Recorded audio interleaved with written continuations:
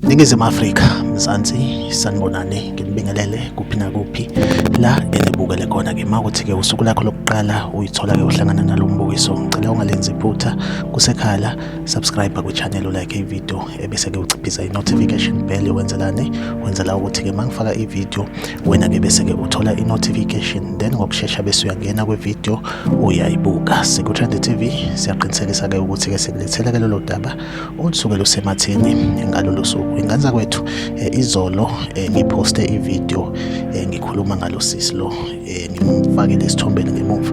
Intokazi-ke le ke yatrenda nje kakhulu kule insuku eyidlule, emva kokuthi kusabalale ingoma yayo ngephutha. Ngicabanga ukuthi-ke niyazi if ngilibeka ngaleyo ndlela ukuthi ingoma yakhe entsha iputshuka ngephutha. So kwivideo yayizolo bengikade ngithi ngizwa kuthiwa upart 2 usuphumile. So from izolo bengingakaze ngiwubone, but-ke njengamanje sengizoqinisekisa ukuthi upart 2 wale ntokazi le edume ey'nkundleni zokuxhumana ngegama likaNdlunkulu SA ingoma isiphumile. Noma-ke ngendlela engiyibona ngayo, ngibone engathi bekade kuyingoma eyodwa then yase inqanyulwa phakathi.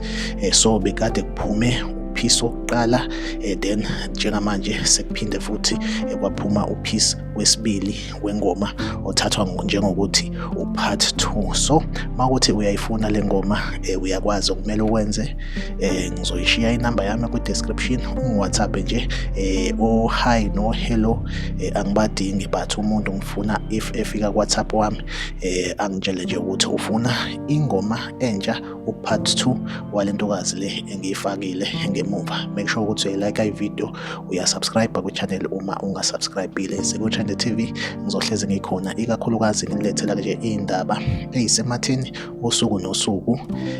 Sidlule nje kule nto yale ngoma le, nami angifuni ngididisa i-channel.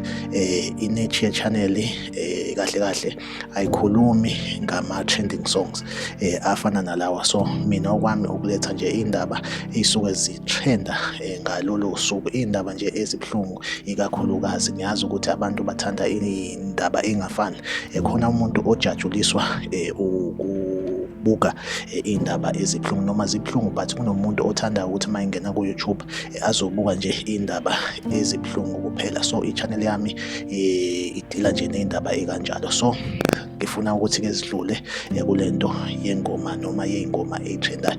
Mina nawe asihlangabezane kwi-video elandelayo.